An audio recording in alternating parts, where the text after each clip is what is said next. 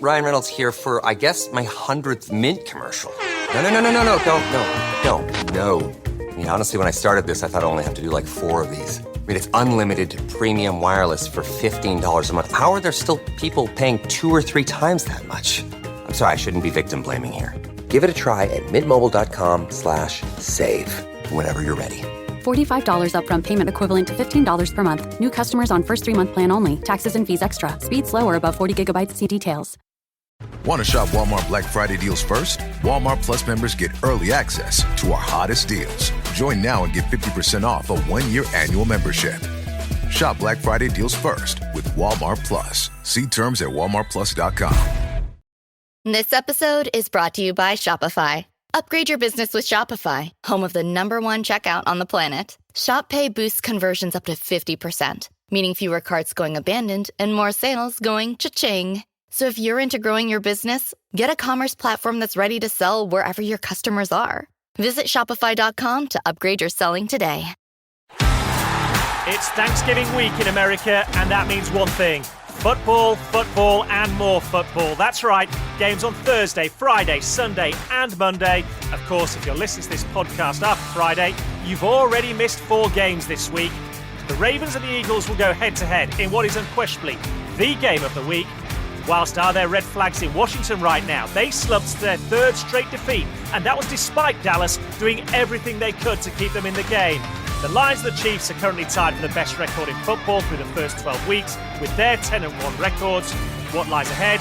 Well, why don't we find out as we turn the page and look ahead to Thanksgiving week in the NFL.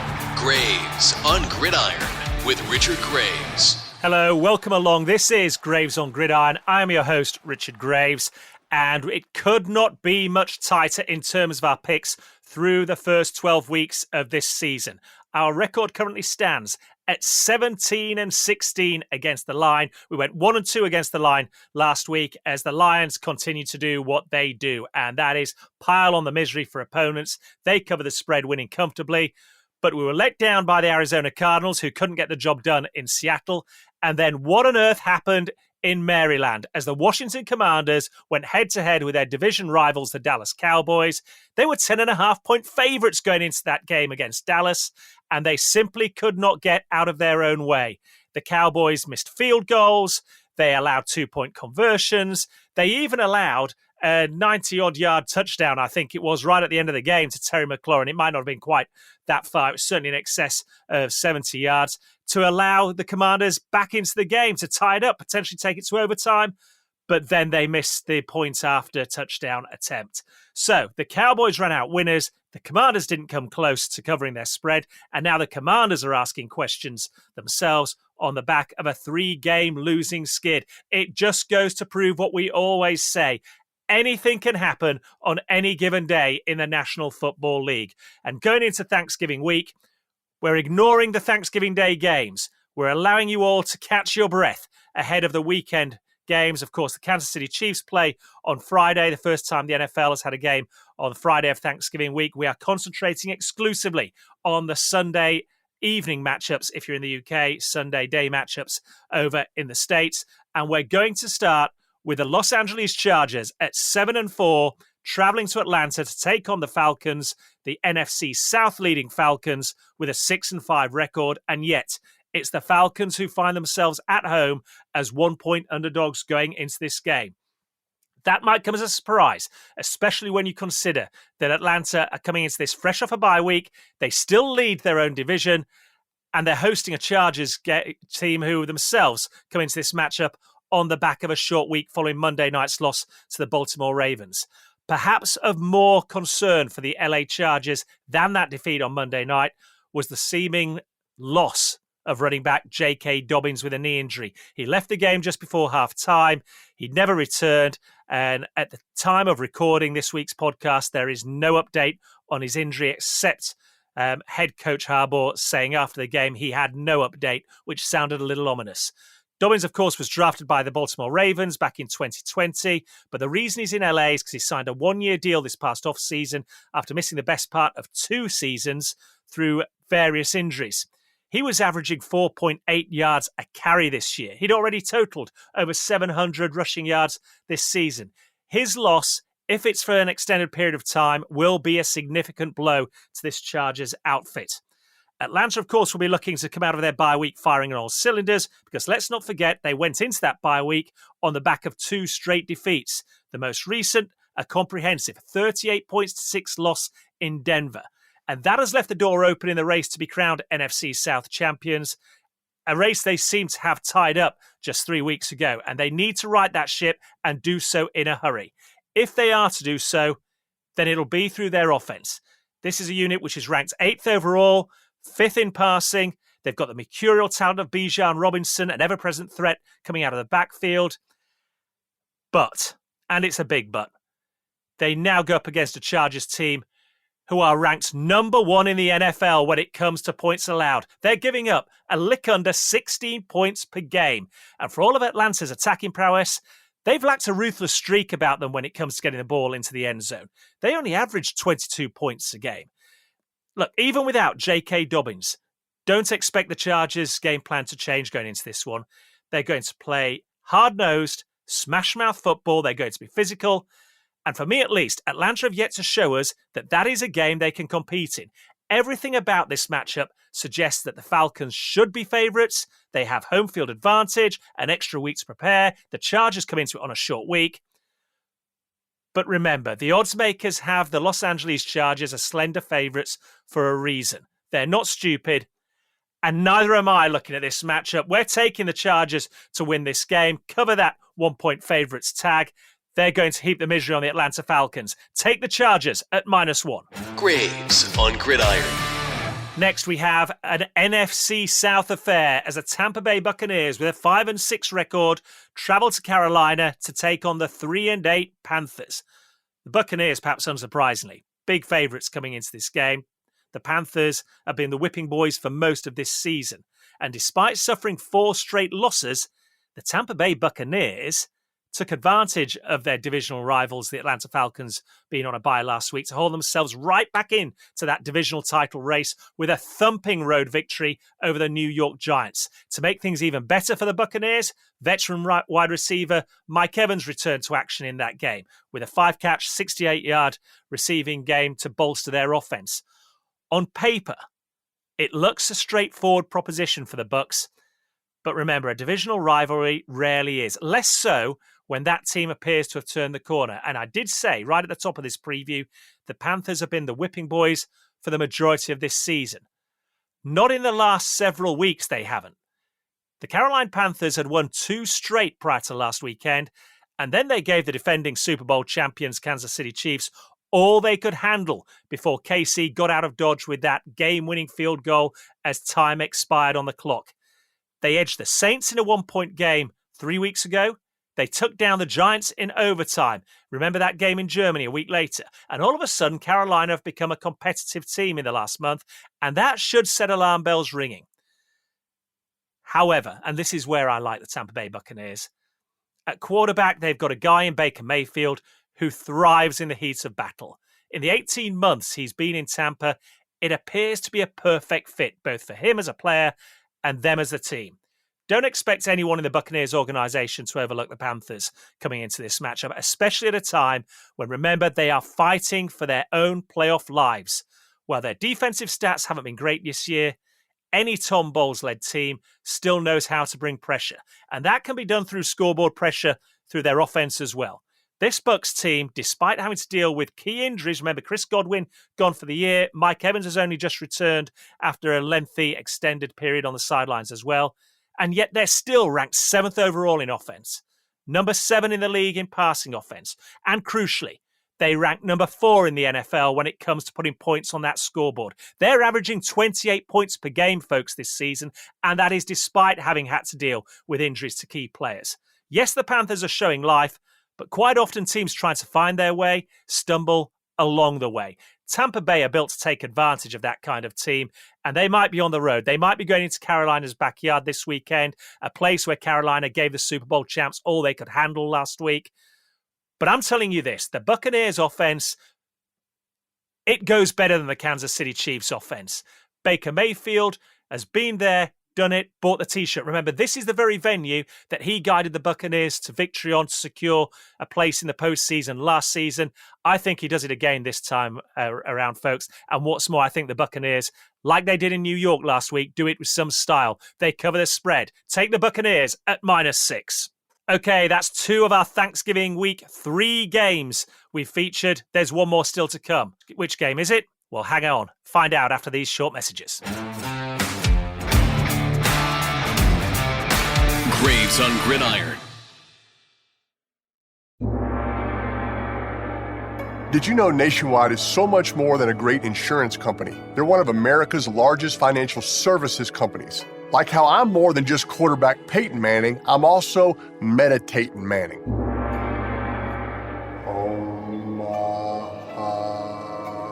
For your insurance and financial needs, Nationwide is on your side.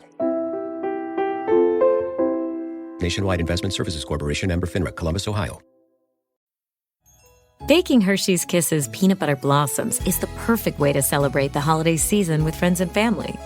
With their classic, rich, creamy milk chocolate taste, there's no better way to heartwarm the holidays than by baking with Kisses chocolates. Find Hershey's Kisses holiday chocolates at your favorite retailer. This episode is brought to you by Peloton. If you're looking for flexible workouts, Peloton's got you covered. Summer runs or playoff season meditations. Whatever your vibe, Peloton has thousands of classes built to push you and has something there to adapt with you whether you need a challenge or rest. Peloton has everything you need whenever you need it. Find your push. Find your power. Peloton. Visit onepeloton.com.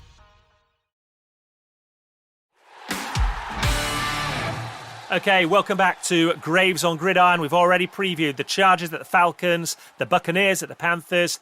There's one game left to preview this week. I said right at the top of the show, it was arguably the game of the week. For me, it is the game of the week. It's the Philadelphia Eagles with a 9-2 record traveling to Baltimore to take on the Ravens at 8-4. The Ravens, by virtue of holding home field advantage, are starting this game as 2.5-point favorites. This is a matchup between 2 teams that are in form, 2 teams with exciting, playmaking, mobile quarterbacks, and 2 teams who simply score points for fun. And yet, I don't know about you, but to me at least, it doesn't feel as though the Eagles quite get the love that a 9-2 record should merit. While there appears to be an underlying feeling that the Baltimore Ravens are actually a better team than their 8-4 record would suggest. The Eagles are in the midst of a 7-game winning streak. The Ravens have only won 3 of their last 5. So what gives? Well, Baltimore's 2 defeats were both against division rivals, the Pittsburgh Steelers, Cleveland Browns. And since week 3, those are the only 2 losses they've suffered. Listen to this. In the 8 wins they've accrued over that period, they've not scored fewer than 28 points in any of those games. Then there's the quarterback, Lamar Jackson's record against NFC teams. As a starter in the NFL, this is phenomenal. He has a 22-1 record when playing teams from the NFC, and he has never lost to an NFC team when playing at home, which is exactly where this game goes down this weekend. The Eagles will absolutely believe that they can keep pace with the Ravens on the scoreboard. Make no mistake about that. Baltimore's defense hasn't been great this year. They're giving up nearly 25 points a game. They rank 31st when it comes to defending the pass. And now here comes a Philadelphia team with A.J. Brown and Devonta Smith at wide receiver. It's not as though the Eagles have needed to feature them much in recent weeks, though, either, because they've got a balanced offense. Whilst Baltimore have King Henry and will say, look at our offensive scheme, the Philadelphia Eagles have their own stud. Saquon Barkley has been feasting on opponents in games over the last month or so. He's recorded over 300 scrimmage yards on Monday night against the Rams. He leads the NFL this season with rushes of 30 yards or more. He has 9 of them. He leads the NFL this season with 40 rushing yards or more. He has 6 of them. He leads the NFL this season, folks, with rushes of 50 yards or more. He has 5 of them. It's not surprising that this team leads the league when it comes to rush offense. Their defense ranks in the top 10 in just about every major category as well. But There's always a but. These type of games are often decided by one person, one moment of individual brilliance. And the Ravens have that person in quarterback Lamar Jackson. The longer this season's gone on, the better he's played. And make no mistake about it, he's needed to at times. Look at the strength of schedule that these two teams have played. Philadelphia have taken care of business. You can only beat the team that's in front of you. But the only team they've beaten with a winning record over these last 7 games that they've won are the Washington Commanders. And look at where their season's gone over the last 3 weeks. Meanwhile, the Ravens have taken care of the Chargers on the road on Monday night. They've beaten Denver. They've taken down the Buffalo Bills. And they took care of the Washington Commanders earlier in the season as well. On paper, you might give a slender edge to the Eagles. The stats perhaps point that way. When you compare them on both offense and defense, they complement each other. But I've got to tell you, the eye test to me points to Baltimore. They're at home. Lamar Jackson's got that unbelievable record when playing opponents from the NFC. I'm taking the Baltimore Ravens to snap the Eagles' 7-game winning streak, folks, and they're going to do it by covering this spread. Take the Baltimore Ravens at minus 2.5.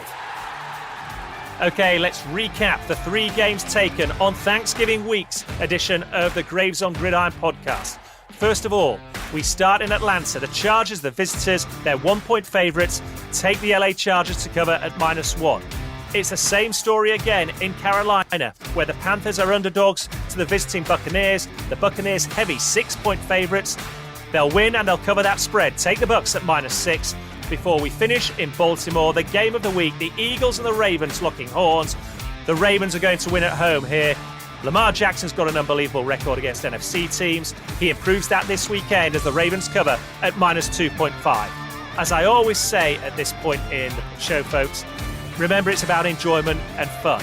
Everything we talk about, everything we look at is intended to increase your enjoyment and complement the feast of action we get at a weekend. Keep that in mind. And if you want to read about the games we previewed on this week's podcast, you can do so. Go to my website, rdgmedia.uk, click on that Talking Sport tab, and there you will see Thanksgiving week, overcoming the odds, 3 games to watch. Click on that, all 3 games broken down in detail there. Equally, hit me up on social media with your thoughts. Instagram, it's RDG Media UK.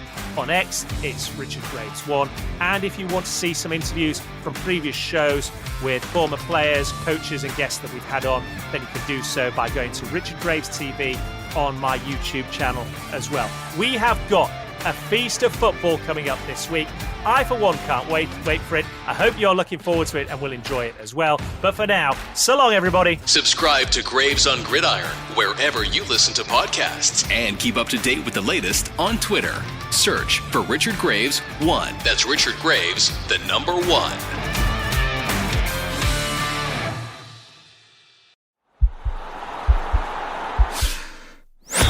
This podcast is part of the Sports Social Podcast Network.